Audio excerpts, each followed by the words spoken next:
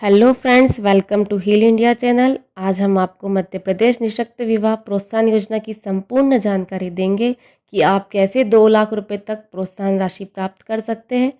तो आप यह वीडियो को अंत तक देखें ताकि आपका फॉर्म कभी रिजेक्ट ना हो और आप यह स्कीम का लाभ उठा सके। Welcome to heal India channel. Health education awareness learning for Divyang. Heal India का उद्देश्य है दिव्यांग साथियों की मदद करना और उनसे संबंधित जानकारियों के साझा करना। तो आप हमारे चैनल को सब्सक्राइब करें ताकि आपको इससे संबंधित जानकारी टाइम से मिल सके। तो आइए आज हम जानते हैं कि मध्य प्रदेश निःशक्त विवाह प्रोत्साहन योजना की संपूर्ण जानकारी क्या है। तो यह योजना 12 अगस्त 2008 को प्रारंभ की गई थी और इस योजना का स्वरूप निःशक्त व्यक्तियों को विवाह हेतु प्रोत्साहित करने के लिए निःशक्त विवाह प्रोत्साहन योजना प्रारंभ की गई थी। इसकी पात्रता है कि निःशक्त व्यक्ति जो है वो 40% या उससे अधिक निःशक्तता हो, मध्य प्रदेश का मूल निवासी हो, क्योंकि यह स्कीम मध्य प्रदेश स्टेट से संबंधित है। और इसमें जब आवेदन करते हैं तो उसकी न्यूनतम आयु आवेदक के लिए 21 वर्ष तथा आवेदिका के लिए 18 वर्ष की आयु पूर्ण हो और विवाह जो है वो धार्मिक रीति से या सामाजिक रीति से या समक्ष न्यायालय द्वारा कानूनी रूप से विहित किया गया हो और आवेदक या आवेदिका आयकरदाता न हो, यानी कि वो टैक्स पेयर न हो। और सहायता राशि, तो इस योजना के अंतर्गत दंपत्ति में से किसी एक के निःशक्त होने पर सहायता राशि 2 लाख रुपए प्रदान की जाती है, जबकि दोनों दंपत्ति यानी युवक और युवती दोनों के निःशक्त होने पर 1 लाख रुपए की सहायता प्रदान की जाती है मध्य प्रदेश निःशक्त विवाह प्रोत्साहन योजना के अंतर्गत। अब इसकी कुछ अन्य शर्तें भी है कि यदि आपने पूरे जीवन काल में इस योजना के लिए एक बार आवेदन किया और आपने इस स्कीम का फायदा उठा लिया तो आप दूसरी बार इसके लिए आवेदन नहीं कर सकते हैं। और वैसे ही वही व्यक्ति निःशक्त व्यक्ति इसके लिए आवेदन कर सकते हैं जिनकी निःशक्तता 40% या उससे अधिक हो, यानी कि वो निःशक्तता की श्रेणी में आते हैं। और इसमें जो विवाह है वो धार्मिक, सामाजिक या रीति रिवाज से संपूर्ण हो। और इसको आवेदन करते समय मैरिज सर्टिफिकेट भी लगता है और मैरिज सर्टिफिकेट के साथ एक शपथ पत्र भी प्रस्तुत करना रहता है, हमें शपथ पत्र बनवाना पड़ता है। और निःशक्त दंपत्ति यदि दोनों संयुक्त रूप से आवेदन करते हैं तो पति के मूल निवास का स्थान, जहाँ उसका स्थान, पता, भवन, परिसंपत्ति या भूमि आदि की पुष्टि की जा सके, तो एक ही स्थान से पति पत्नी दोनों जो है मूल निवासी है तो वहाँ से वो लाभ उठा सकते हैं। और यदि पत्नी विकलांग है और पति का निवास स्थान पति से भिन्न है तो पत्नी आवेदक के रूप में जिस जिले में वह मूल निवासी है वहां से वो आवेदन कर सकती है। परंतु यदि दोनों निःशक्त व्यक्ति है तो आपको संयुक्त रूप से आवेदन करना रहेगा। आप इस बात का जरूर ध्यान रखें कि अलग अलग हम आवेदन नहीं कर सकते हैं, नहीं तो आपका एप्लीकेशन जो है वो कैंसिल हो जाएगी। और निःशक्त विवाह करने के पूर्व यदि आप निःशक्त विवाह प्रोत्साहन योजना का लाभ उठा रहे हैं तो आप ये जरूर ध्यान रखें कि विवाह होने के 1 वर्ष के भीतर आपको आवेदन करना रहेगा। तो ये जरूर इस बात का ध्यान रखें कि आवेदन हमें 1 वर्ष के भीतर करना है। और यदि आप राशि को प्राप्त कर लेते हैं, स्वीकृत राशि आप प्राप्त कर लेते हैं, तो विवाह का विच्छेद हो जाता है या विवाह विघटन हो जाता है 5 वर्ष के पूर्व। यानी यदि आपने राशि प्राप्त कर ली और 5 वर्ष के पूर्व यदि आपका विवाह विच्छेद हो जाता है तो आपने जो प्रोत्साहन राशि प्राप्त की थी वो आपको शासन को वापस करनी होगी। तो ऐसी गलती तो भूल के भी ना करें। तो इस प्रकार कुछ अन्य शर्तें थी। अब हम जानते हैं आवश्यक दस्तावेज जो कि बहुत महत्वपूर्ण होते हैं।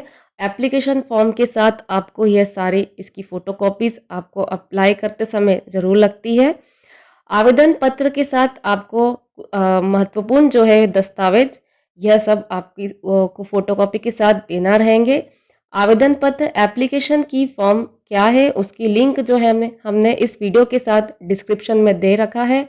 आप चाहे तो डिस्क्रिप्शन में जाके उस लिंक पर क्लिक करके एप्लीकेशन फॉर्म को डाउनलोड करके उसे भर कर आवेदन कर सकते हैं। तो आवेदन पत्र के साथ में आपको समग्र आईडी देना रहेगा जो कि इस एप्लीकेशन को अप्लाई करने का सबसे महत्वपूर्ण डॉक्यूमेंट है, समग्र आईडी। क्योंकि यदि आप ऑनलाइन अप्लाई करते हैं तो आपको फॉर्म फिल करते से ही आपको समग्र आईडी उसमें मेंशन करनी रहेगी। और उससे भी महत्वपूर्ण बात यह है कि समग्र आईडी में आपकी विकलांगता की श्रेणी लिखी होनी चाहिए।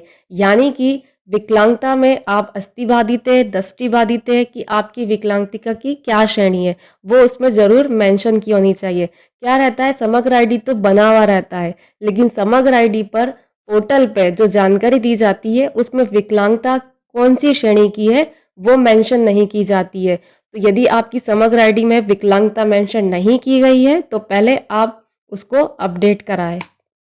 उसके साथ ही साथ आपका चिकित्सा द्वारा जारी किया निशक्तता प्रमाण पत्र की फोटोकॉपी लगती है।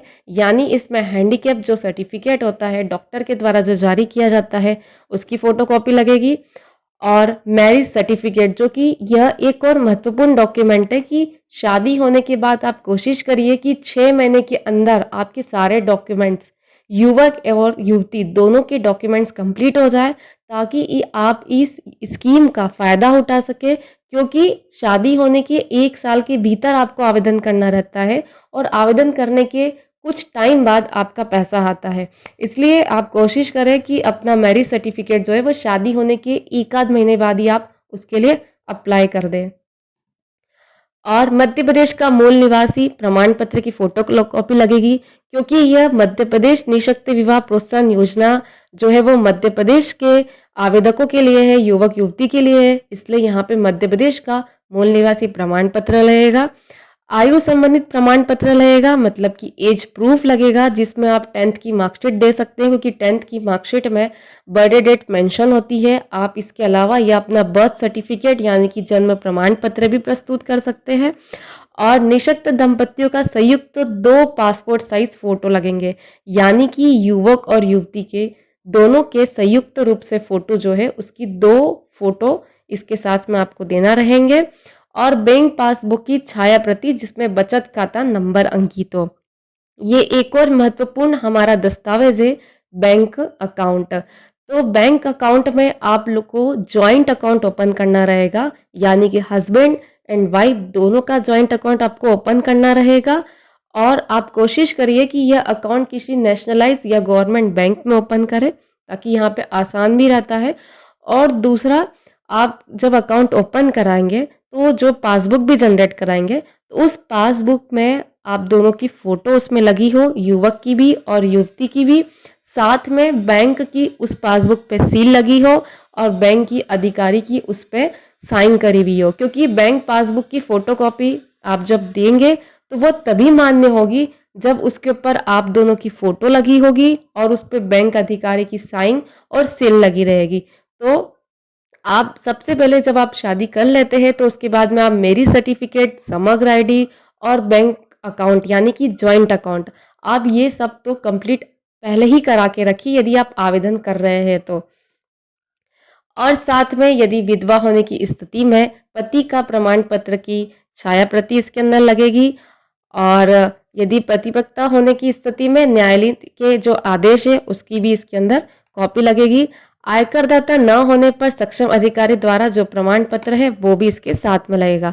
तो अब हम आपको बता रहे हैं कि इसकी ऑनलाइन प्रोसेस क्या है, आप कहाँ से ऑनलाइन प्रोसेस कर सकते हैं, इसके लिए आपको कौन सी वेबसाइट पर जाना रहेगा, क्या प्रोसेस करना रहेगा। इस वीडियो में हम आपको पूरी ऑनलाइन प्रोसेस कैसी होती है वो आपके साथ शेयर कर रहे हैं। तो ऑनलाइन प्रोसेस इस प्रकार है कि आपको गूगल पर स्पर्श पोर्टल SPARSH स्पर्श पोर्टल, जैसा कि आप देख सकते हैं स्क्रीन पे, आपको वहां पे स्पर्श पोर्टल टाइप करना रहेगा और आपको ऊपर ही स्पर्श portal government of Madhya Pradesh आ जाएगा, उस पर आपको क्लिक करना रहेगा। और इस प्रकार से ये स्पर्श पोर्टल खुलता है। मैं आपको इस पोर्टल के बारे में भी थोड़ी सी जानकारी दे देती हूँ कि ये स्पेशल प्रोजेक्ट है, स्पेशल एक पोर्टल है जिसमें आपको निःशक्त व्यक्तियों से संबंधित बहुत सारी जानकारी यहाँ पे दे रखी है। जैसे कि आप ऊपर दे सकते हैं कि निःशक्त विवाह प्रोत्साहन योजना, ऊपर ही ऊपर ऐसे लिख रखा है। तो यहाँ पर आपको इसे पर क्लिक करना रहेगा। क्लिक करने के बाद आपको निःशक्त विवाह के लिए समग्र आईडी के माध्यम से इसमें आवेदन करना रहेगा। जैसे कि मैंने आपको पहले भी बताया है कि समग्र आईडी इसके लिए मस्ट, बहुत ही एक महत्वपूर्ण डॉक्यूमेंट है, क्योंकि इसके बिना आप इसके लिए आवेदन नहीं कर सकते हैं। तो आप हस्बैंड एंड वाइफ जो दोनों शादी कर चुके हैं, तो अपना समग्र आईडी प्रॉपर करें, उसमें विकलांगता की जो श्रेणी है उसे जरूर मेंशन करवाएं, क्योंकि यदि ये पोर्टल पे ये जो इस पर समग्र आईडी का जो पोर्टल रहता है, यदि उसमें आपका डेटा फिट नहीं है तो आप इसके लिए आवेदन नहीं कर सकते। कई बार इसकी वजह से फॉर्म रिजेक्ट हो जाते हैं और वह इस स्कीम का फायदा नहीं उठा पाते हैं। तो यहाँ पर निःशक्त विवाह के लिए आपको समग्र आईडी पर के माध्यम से आपको आवेदन करना रहेगा। आवेदन करने के बाद इस तरीके से एक विंडो ओपन होगी जिसके अंदर लिखा रहेगा सिंगल एप्लीकेंट और जॉइंट एप्लीकेंट। यदि एक व्यक्ति निःशक्त है तो आप सिंगल एप्लीकेंट करेंगे, यदि दोनों व्यक्ति निःशक्त हुए तो उसके लिए जॉइंट एप्लीकेंट करेंगे। उसके बाद में यहाँ पे आपको समग्र आईडी डालनी रहेगी, क्लिक करके आप रजिस्टर करेंगे और इसको अप्लाई करने से पहले इसमें कुछ डॉक्यूमेंट्स रहते हैं जो है आपको इसको अपलोड करने रहते हैं। तो वो एक तो सबसे पहले जेपीजी फॉर्म में होने चाहिए, साथ ही साथ उसकी जो फाइल की साइज है वो 100 KB से अधिक नहीं होनी चाहिए। तो आप इस बात का ज़रूर ध्यान रखें। इस तरीके से बेसिक डिटेल पहले हमें भरनी रहती है कि नाम, फैमिली समग्र आईडी यह होती है कि जैसे मान लीजिए यदि जो अप्लाई कर रहे हैं युवक और युवती, यदि उनकी पहले से समग्र आईडी बनी हुई है तो आप कोशिश करिए कि आपकी एक पहले आप फैमिली आईडी बनवा लीजिए, क्योंकि आप तो अब एक ही फैमिली के हो गए हो, तो आप अपनी फैमिली आईडी बनवा लीजिए ताकि आप एक ही परिवार के हो जाओगे। तो इस तरीके से आपको एक समग्र फैमिली आईडी जो है वो अलॉट हो जाती है। तो यहाँ पे आपको आपकी समग्र फैमिली आईडी डालनी रहेगी, पिता का नाम, जन्म दिनांक, मोबाइल नंबर, जिला, जोन और फोटो लिंक। कुछ तो क्या रहता है इसमें जो बेसिक डिटेल जो रहती है, जब आप समग्र आईडी डालते हैं तो वो बाय डिफॉल्ट आपकी पास आपकी जो भी डेटा समग्र के पोर्टल पे है वो सारा यहाँ पे वैसे अपलोड हो जाता है।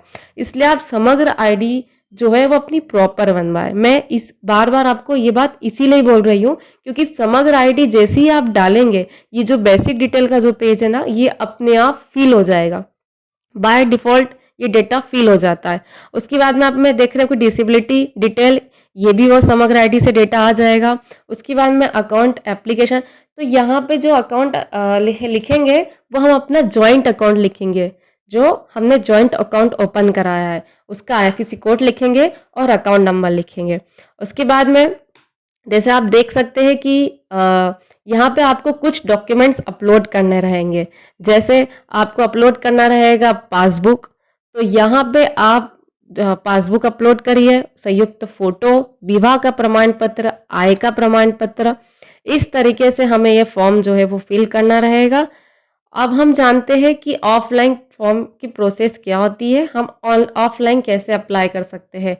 मैं आपको सजेशन दूंगी कि आप ऑनलाइन अप्लाई करने की बजाय आप ऑफलाइन अप्लाई करिए, क्योंकि यह बहुत आसान होती है। इसमें जो डॉक्यूमेंट्स आपके रिजेक्ट होते हैं तो वो भी पता चलता है, और दूसरी बात फॉर्म आप जब ऑफलाइन अप्लाई करते हैं तो फॉर्म जब आप सबमिट करते हैं तो आपको एक एक्नॉलेजमेंट हैंड रिटन में लिखी हुई मिलती है, जिसके लिए हम आगे जब हमें नहीं कुछ मिलता है तो हम उसके लिए कुछ आगे भी हम उसकी प्रोसेस कर सकते हैं। इसलिए आप ऑनलाइन की जगह ऑफलाइन फॉर्म के प्रोसेस जरूर करें।